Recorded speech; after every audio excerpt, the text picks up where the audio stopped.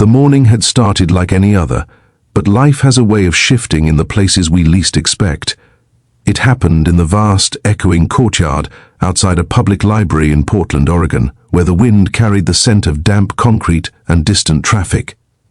7-year-old Harper Caldwell had been skipping ahead of her father, Mason, her pink dress twirling around her legs like the petals of a quiet spring blooming in winter's shadow. Mason had been lost in thought, thinking about work, deadlines, and the heavy exhaustion of raising a child alone, when Harper stopped so abruptly that he almost collided with her. Standing a few feet ahead of them was a woman who looked like life had unfolded in uneven, painful ways. Her sweatshirt was faded, her jeans worn thin, and her eyes, though tired, held a softness that could almost be mistaken for hope trying to stay alive. That was the moment everything changed. If you believe in kindness, compassion, and second chances, make sure to like, comment, share, and subscribe to the channel. Your support helps us spread more stories that truly matter. Mason recognized the signs immediately, the quiet shuffle of someone who had been trying to make themselves invisible, the subtle flinch whenever footsteps approached. He had seen homelessness before, but something about this woman gripped him unexpectedly, as though there was a story suspended in the air between them. The woman looked up, startled by Harper's sudden presence, and Mason stepped forward to gently guide his daughter back. But Harper didn't move.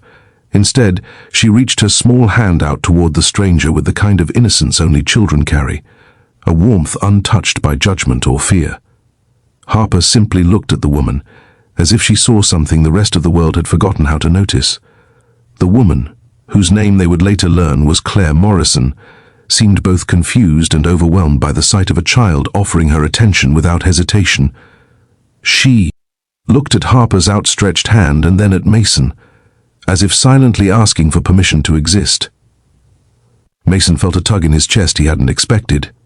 He had been cautious for so long, cautious of people, of risks, of opening doors that might lead to more responsibility than he could shoulder alone. Since Harper's mother had passed away 3 years earlier, life had become a series of carefully controlled steps, but something in Harper's gentle insistence cracked through the wall he had built around their small, imperfect world. Harper began telling Claire, in her sweet and effortless way, about how they were on their way to get books, how her dad made pancakes on Sundays, and how she wished she had someone to teach her how to braid her hair. Mason felt his breath catch at that last part. It was true, those moments always reminded him of the things he couldn't give her, but hearing it spoken so plainly by his daughter made him feel the familiar ache of helplessness. Claire listened with an expression that flickered between disbelief and something dangerously close to longing.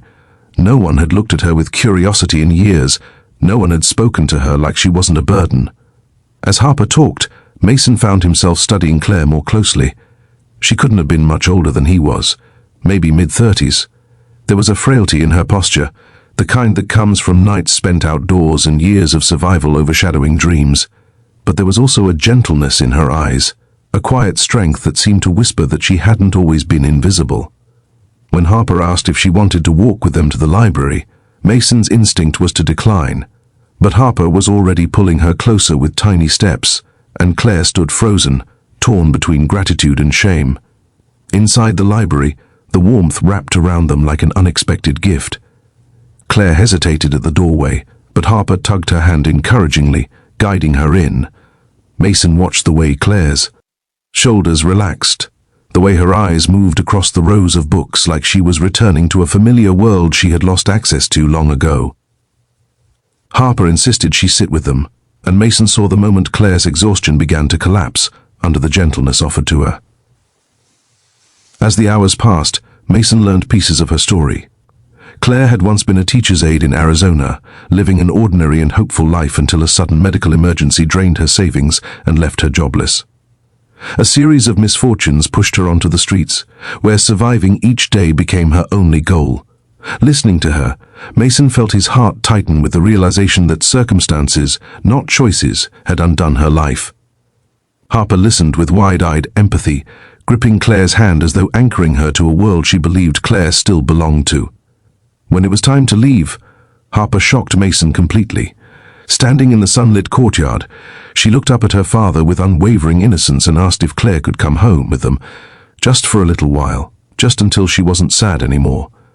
Mason was speechless. The request was impossible and yet so heartbreakingly pure that he felt himself drowning in the conflict between practical reality and the kindness his daughter was trying to offer.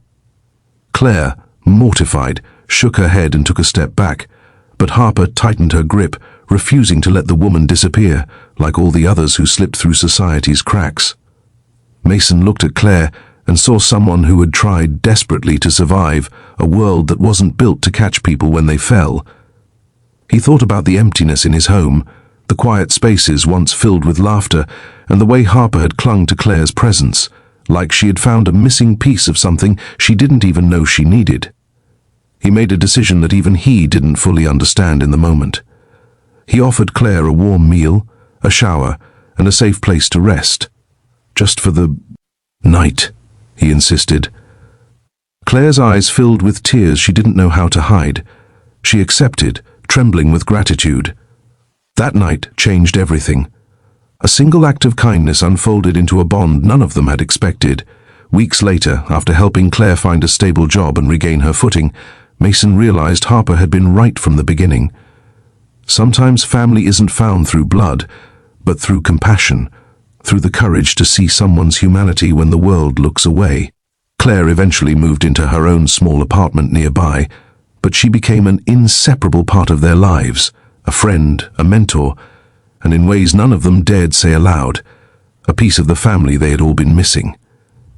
If this story touched your heart, please like, share, comment, and subscribe to support more meaningful stories. Before you go, comment below, would you have done what Mason did?